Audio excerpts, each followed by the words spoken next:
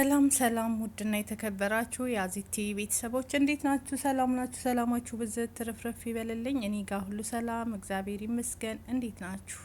ዛሬም እንግዲህ በጣም በሚያሳዝን ቪዲዮ ነው የመጣውላችሁ። ይህም ቪዲዮ ስታዩ ላይክ፣ ሼር፣ ሰብስክራይብ አድርጉ ስወዳችሁ ማለት ነው ቤተሰቦቼ። እንዲሁም በደውል ምልክቷ አዳዲስ መረጃዎች፣ ወቅታዊ ነገሮች፣ አዲስ ነገር ስናገኝ ይዘንላችሁ እንመጣለን። ዛሬም እንግዲህ ያው ይሄ ነገር ማለት ነው ከእለት እለት ከቀን ቀን ያው መግቢያ ላይ ታምኔሉን አይታችኋል። እንግዲህ ሁሌም ማለት ነው ይሄ ነገር እየተስፋፋ የሄደ ነገር ነው። አዲስ ነገር አይደለም። አሁን በቃ ተለምዷል ማለት ነው። የሴቶች ጥቃት፣ የሴቶች በአጭር መቅረት የተለመደ ነው። በምናውቀው በምንወደው በፍቅረኛ በባል በቅርብ ሰው የኔ ባል ነው ሰው የራሴ ባል ነው ሰው ልምድ ሆኗል። ግን መቼ ነው የሚቆመው ነው ይሄ ለኔ ጥያቄ። መቼ ነው ማብቂያው? ምንድን ነው? ምንስ ብናደርግ ነው የሴቶች ጥቃት የሚቀርልን? ምን ብናደርግ ነው? ምን ሀሳብ እናምጣ? ምንድን ነው ማድረግ ያለብን? የሃይማኖት አባቶች ወጥተው ያውግዙ ወይ? ሰላማዊ ሰልፍ ይወጣ ወይ? ምንድን ነው? እስኪ ሀሳብ ያላችሁን ነገር ስጡ። እኔ ማለት ጭንቅ ጥብብ ስላለኝ ነው ከእለት እለት የምንሰማው ነገር ማለት ነው። እና ይሄ ነገር መቆሚያው መቼ ነው? እቺ እህታችን እንግዲህ በፎቶ ላይ የምታዩት ማለት ነው ከትላንት ወዲያ ማለት ነው ምንድነው የሆነው? ፋርማሲስት ናት። አዲስ አበባ ውስጥ ፋርማሲስት ናት። ፋርማሲ እየሰራች ያለ መድኃኒት ቤት ማለት ነው። እዛ ውስጥ እየሰራች ያለ ከባሏ ጋር ባል ሳይሆን ፍቅረኛዋ ጋር አብረው በአንድ ቤት ተከራይተው ይኖሩ ነበረ። ገላን አካባቢ ማለት ነው። ኮንዶሚኒየም ተከራይተው አብረው በአንድ ጥላ ስር ይኖራሉ። አልተጋቡም፣ ግን እንደሚለው መረጃ ማለት ነው ፍቅረኛዋ ነው። አብረው የኖሩ እያሉ ምንድነው የተከሰተው? አለመግባባት። እሷ እንለያይ ትላለች ማለት ነው። በቃ ሁለታችንም እንለያይ ስትል እሱ ደግሞ ያው የሰማነው መረጃ ነው አንለያይም፣ እንዴት እንደዚህ ትያለሽ? ለብዙ አመት አብረን ኑረን ወደፊት ትዳራችንን እያሰብን እንዴት አሁን ላይ እንለያይ ትኛለሽ? በማለት ይጣላሉ። ግጭት ይነሳል ማለት ነው። በዛ ጭቅጭቅ ውስጥ እያለ ቀጥታ ስራ ቦታዋ ላይ ይሄዳል። እዛ በሄደበት ቦታ በሽጉጥ ግንባሯን ይላታል። በፀሐይ በጠራራ ህዝብ ባለበት ሰው በሞላበት ቁማችሁ ቪዲዮ ከምትቀርጹ ሰውየውን አትይዙትም? ግን በጣም የሚያሳዝነው ነገር ይሄን ፍትህ ማለት አንችልም። ለምንድን ነው ፍትህ ማለት ማንችለው ካላችሁ እሱም ራሱን አጠፋ መልሶ ማለት ነው። ግንባሯን በሽጉጥ ይላታል። እዛው የምትሰራበት ቦታ ህዝብ በተሰበሰበበት በቀን በጠራራ ፀሐይ ይኸው እዚህ ጋር እንደምታዩት ይኸው መድኃኒት ቤቱ ይሄ ነው የምታዩት። ፖሊሶች በር ላይ ያሉ። በዚህ ሰዓት ነው እዚህ ውስጥ ነው እንግዲህ የተከሰተው ጉዳዩ ማለት ነው። ገብቶ ግንባሯን ይላታል በሽጉጥ፣ ራሱንም እዛው ይላል። ሁለት ሬሳ ከአንድ ቦታ ማለት ነው። እሱ ዛሬ ነው የሚቀበረው፣ እሷ ግን ትላንት ተቀብራለች ማለት ነው። በጣም ያሳዝናል። የፈለገ ነገር ቢሆን መለያየት ካለባቸው መለያየት፣ ከሌለባቸውም ደግሞ በሽማግሌ መፍታት አይሻልም? ይሄን እንዴት ታዩታላችሁ? እንግዲህ ህዝብ እንዲህ በተሰበሰበበት በጠራራ ፀሐይ በቀን ነው ይሄ ነገር የተደረገው። ምንድን ነው ኢትዮጵያ ውስጥ ምንድን ነው ይሄ ነገር? መቼ ነው የሚቆመው እንዴ?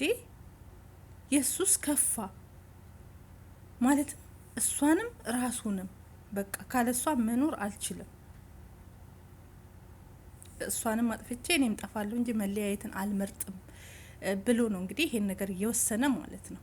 በጣም ነው የሚያሳዝነው። በጣም ነው የሚከብደው።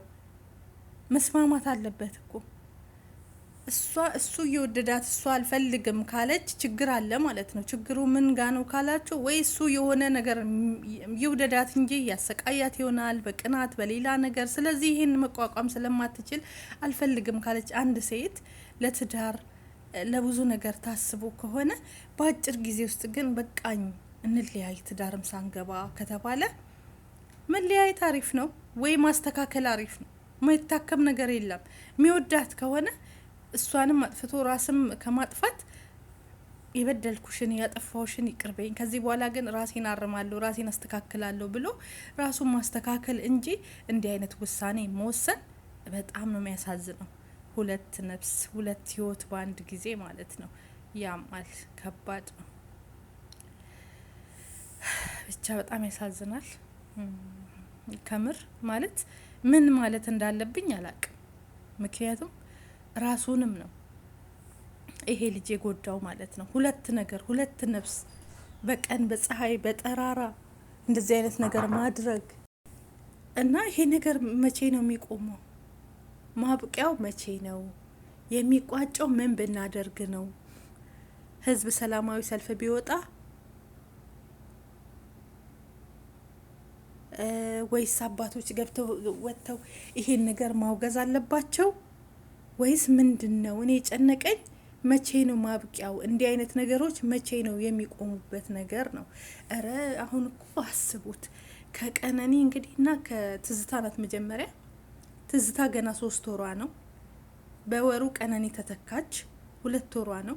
ከቀነኒ በኋላ ደግሞ ብዙ እህቶቻችን ሃይማኖት የምትባል አዲስ አበባ ላይ ሀዋሳ ላይ የልጅ እናት 2 3 ሰዎች 4 ብዙ ሰዎች ህይወታቸው አልፎ ሰርተናል። እንግዲህ በዚህ በ3 ቀን ውስጥ በ3 ወር ውስጥ በ3 ወር ማለት የእንትናን አስቤ ነው። ሌላውን ተው፣ የነ ሄቨን የነ አያንቱም ከነ እንትና ጋ ነው ከነ ቀነኒ ጋር በተከታታይ ነው። እንግዲህ ወር ባልሞላ ውስጥ 2 3 4 ሴቶች እህቶቻችን ህይወታቸው በሰው እጅ ጠፍቶ እንደዚህ ሆኖ እድሜያቸው አጥሮ እናገኛለን። በምንድን? በፍቅረኛ፣ በባል፣ በእጮኛ፣ በልጅ አባት የወለደላት ባሏ የሆነ የ2 ልጅ 3 ልጅ የወለደላቸው ሀዋሳ ላይ እንደዛ ነው የሆነው። ምንድን ነው የምናደርገው? ይሄን ነገር በምንድን ነው የምናስቆመው? ምንድን ነው መብቴው? አሁን ወደ መብቴው እንሄድ እስኪ። አንድ ሀሳብ አምጡና ይሄ ነገር የሚቆመው እንዲህ ቢሆን ነው በሉ። መንግስት አንድ ነገር ቢያመጣልን፣ አንድ ሀሳብ ቢሰጥልን። በቃ ወጣት እያለቀ ነው። አላቅም ምን አይነት መንፈስ እንደሆነ። እኔ የምለው ድሮ እኮ ተጣልተን ምናምን ተደባድበን ልጆቹን ስንጫወት እኔ ያን ነገር ነው ናፈቀኝ። ከዛ መልሰን ሁሉ እንታረቅ የለ እንዴ? ሽማግሌ እንኳን ሳይገባ። አሁን ምን አይነት መንፈስ ነው እንደዚህ ህይወት እስከ ማጥፋት ድረስ የሚመጣ? ያውም በልጅነት ነው እንደውም ክፉ ነገር ብታስቡ የሚባል። አሁን ደግሞ ምን እንኳን ማሰብ ማገናዘብ ብዙ ነገር ስንችል እንዴ መኖር ሲቻል ምንድን ነው? በምን እናስቁመው? መንግስት አንድ ነገር ሊለን ይገባል። ይሄን ነገር ማለት ነው። እንደ ቀላል አትሄዱ። የእውነት በቀን ቀን በእለት ለት አዳዲስ ነገር ተገደለ እንዲህ አይነት ነገሮች ሁሌ እየመጡ መቋጫ የለውም። ስለዚህ ለመቋጫው የሆነ መብቴ እስኪ ሀሳብ አዋጡና ማለት ነው። የኢትዮጵያ ህዝብ እውነቴን ነው። ይሄን የምሰሙ ካላችሁ ሀሳብ አዋጡና ወደ መብቴው እንሂድ።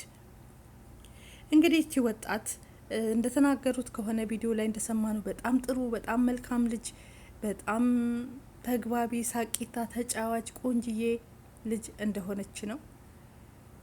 በዛ በምትሰራበት መድኃኒት ቤት ውስጥ እንግዲህ ህይወቷ አልፎ የራሱንም አጥፍቶ ሳታስብ ነው መጀመሪያ ጥላቸው ይሄ እንደሆነ ነው።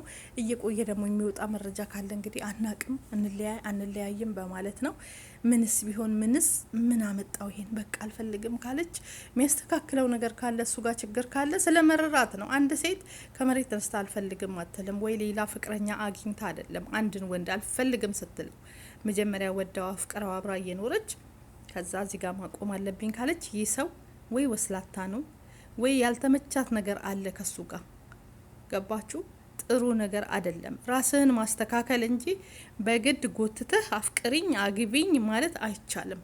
አለዛ አጥፍቼሽ ጠፋለሁ ማለትም አይቻልም። ወንዶች ተማሩበት ይሄን ነገር። ራሳችሁን አስቡ፣ ራሳችሁን አስተካክሉ። ባለጌ ወንድ ከሆንክ አንተ አብራ መቀጠል አትፈልግም። ስለዚህ ራስን ማስተካከል አለብህ። ለዛ ነው መጀመሪያ ጥሩ መላክ መስለ እሷ ከገባች በኋላ ስታቃጥላት አልፈልግህም ትላለች። በዛን ሰዓት አንተ ደግሞ ያገረሽባል። ወንዶች በተለምዶ ማለት ነው የጣሉትን ነገር ሲያነሱባቸው አይወዱም። የእውነቴን ነው ምለው። አንድ ሴት ቀድማ በቃ አይታው አይ ከዚህ ጋር ይቆሚኒ ያንተ ግንኙነት በቃኝ ካለች እልክ ይዛቸዋል። ለምን? ከኔ የበለጠ ሰው አግኝታ ነው ወይ በገንዘብ በምንም ሆነ ራሱን ወደታች እያደረገ እያሰበ ሌላ ነገር እያሰበ ምንድነው መበቀልን ይፈልጋል። ይሄ ደግሞ ትክክል አይደለም። ቢያንስ ስህተታችሁን ለማረም ሞክሩ፣ ራሳችሁን አስተካክሉ፣ ጥፋታችሁን እመኑ።